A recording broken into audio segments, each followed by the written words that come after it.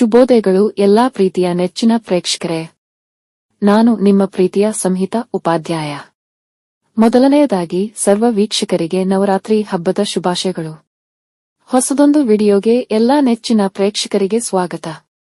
ನನ್ನ ಪ್ರೀತಿಯ ಪ್ರೇಕ್ಷಕರೇ, ನಿಮ್ಮಲ್ಲಿ ಬೇಡಿಕೊಳ್ಳುವ ಒಂದು ವಿಚಾರ, ಪ್ಲೀಸ್ ದಯವಿಟ್ಟು ನಮ್ಮ ಚಾನೆಲ್ಗೆ ಸಬ್ಸ್ಕ್ರೈಬ್ ಮಾಡಿ ನನಗೆ ನಿಮ್ಮ ಪ್ರೋತ್ಸಾಹವನ್ನು ತಿಳಿಸಿ. ಜೊತೆಗೆ ಈಯೊಂದು ವಿಡಿಯೋಗೆ ನಾನು ನಿಮ್ಮಲ್ಲಿ ಕೇಳುವಂತದ್ದು ಕೇವಲ ಒಂದೇ ಒಂದು ಲೈಕ್ ಅಷ್ಟೇ. ಪ್ಲೀಸ್ ದಯವಿಟ್ಟು ಈಗಲೇ ಲೈಕ್ ಮಾಡಿಬಿಡಿ. ಗೃಹಲಕ್ಷ್ಮಿ ಯೋಜನೆಗೆ ಸಂಬಂಧಿಸಿದಂತೆ ಭರ್ಜರಿ ಗುಡ್ ನ್ಯೂಸ್ ನಿನ್ನೆ ದೊರಕಿದೆ. ನವರಾತ್ರಿ ಹಬ್ಬದ ಸಡಗರದಲ್ಲಿಯೇ ಮಾನ್ಯ ಲಕ್ಷ್ಮೀ ಹೆಬ್ಬಾಳ್ಕರ್ ಅವರು ಎಲ್ಲಾ ಗೃಹಲಕ್ಷ್ಮಿಯರಿಗೆ ಭರ್ಜರಿ ಗುಡ್ ನ್ಯೂಸ್ 2 ದಿನಗಳ ಹಿಂದೆಯೇ ನೀಡಿದರು. ಗೃಹಲಕ್ಷ್ಮಿ ಯೋಜನೆಯ 12ನೇ ಮತ್ತು 13ನೇ ಕಂತಿನ ಹಣವು ಒಟ್ಟು ಮೊತ್ತ 4,000 ರೂಪಾಯಿಗಳನ್ನು ಇನ್ನೇನು 5 ದಿನದಲ್ಲಿ ಗೃಹಲಕ್ಷ್ಮಿಯರ ಖಾತೆಗಳಿಗೆ ಜಮೆ ಮಾಡಲಾಗುವುದು ಎಂದು ಮಾನ್ಯ ಸಚಿವೆಯು ಮೊನ್ನೆ ತಿಳಿಸಿದ್ದರು. ಗೃಹಲಕ್ಷ್ಮಿ ಯೋಜನೆಯ 12ನೇ ಕಂತಿನ ಅಂದರೆ ಜುಲೈ ತಿಂಗಳ ಹಣವನ್ನು ಇದೇ 7ನೇ ತಾರೀಕಿನಂದು ಮತ್ತು ಗೃಹಲಕ್ಷ್ಮಿ ಯೋಜನೆಯ 13ನೇ ಕಂತಿನ ಹಣವನ್ನು ಅಂದರೆ ಆಗಸ್ಟ್ ತಿಂಗಳ ಹಣವನ್ನು ಇದೇ 9ನೇ ತಾರೀಕಿನಂದು ರಾಜ್ಯಾದ್ಯಂತ ಒಟ್ಟು 1,22,00,000 ಗೃಹಲಕ್ಷ್ಮಿಯರ ಖಾತೆಗಳಿಗೆ ಜಮೆ ಮಾಡಲಾಗುವುದು ಎಂದು ಮೊನ್ನೆಯ ಸುದ್ದಿಗೋಷ್ಠಿಯಲ್ಲಿ ಹೇಳಿದರು. ಅಲ್ಲದೆ ಇದರ ಜೊತೆಗೆ 2 ಕಂತಿನ ಹಣವು ಇಲಾಖೆಗೆ ಇದಾಗಲೇ ಬಿಡುಗಡೆಯಾಗಿದೆ ಎಂಬುದನ್ನು ಸಹ ತಿಳಿಸಿದ್ದಾರೆ. ವೀಕ್ಷಕರೇ, ಖಂಡಿತವಾಗಿಯೂ ಇದೊಂದು ದಸರಾ ಹಬ್ಬದ ಪ್ರಯುಕ್ತ ರಾಜ್ಯ ಸರ್ಕಾರವು ಗೃಹಲಕ್ಷ್ಮಿಯರಿಗೆ ನೀಡುವ ಭರ್ಜರಿ ಕೊಡುಗೆ. ಈಯೊಂದು ಅಪ್ಡೇಟ್ ಬಗ್ಗೆ ಮೊದಲು ವಿಡಿಯೋ ಮಾಡಿ ತಿಳಿಸಿದವರು ನಾವು ನಮ್ಮ ಈಯೊಂದು ಚಾನೆಲ್ನಲ್ಲಿ.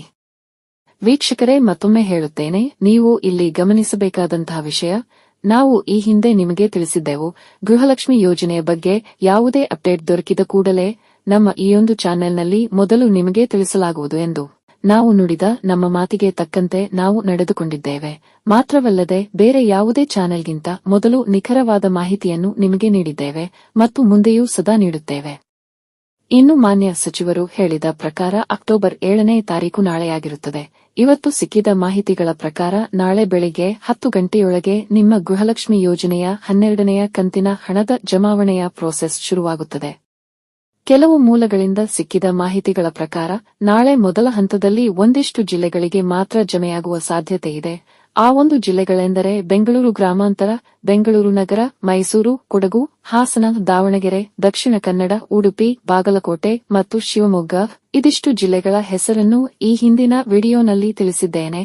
ಈಗ ಇದಕ್ಕೆ 2 ಜಿಲ್ಲೆಗಳು ಸೇರಿವೆ. ಅವುಗಳೆಂದರೆ ಹುಬ್ಬಳ್ಳಿ ಮತ್ತು ಧಾರವಾಡ. ಪ್ರಿಯ ವೀಕ್ಷಕರೇ, ಇದಿಷ್ಟು ಈಯೊಂದು ವಿಡಿಯೋನಲ್ಲಿ. ನೀವೇನು ನಮ್ಮ ಚಾನೆಲ್ಗೆ ಹೊಸದಾಗಿ ಬಂದವರಾದರೆ ಅಥವಾ ಇನ್ನೂ ಸಹ ನಮ್ಮ ಚಾನೆಲ್ಗೆ ಸಬ್ಸ್ಕ್ರೈಬ್ ಆಗದಿದ್ದರೆ ದಯವಿಟ್ಟು ಸಬ್ಸ್ಕ್ರೈಬ್ ಮಾಡಿ ನಿಮ್ಮ ಪ್ರೋತ್ಸಾಹವನ್ನು ತಿಳಿಸಿ. ಸಿಗುವ ಮುಂದಿನ ವಿಡಿಯೋನಲ್ಲಿ. ಅಲ್ಲಿವರೆಗೂ ಎಲ್ಲರಿಗೂ ಶುಭವಾಗಲಿ ಎಂದು ಆಶಿಸುತ್ತೇನೆ. ಇಂತಿ ನಿಮ್ಮ ಸಂಹಿತಾ.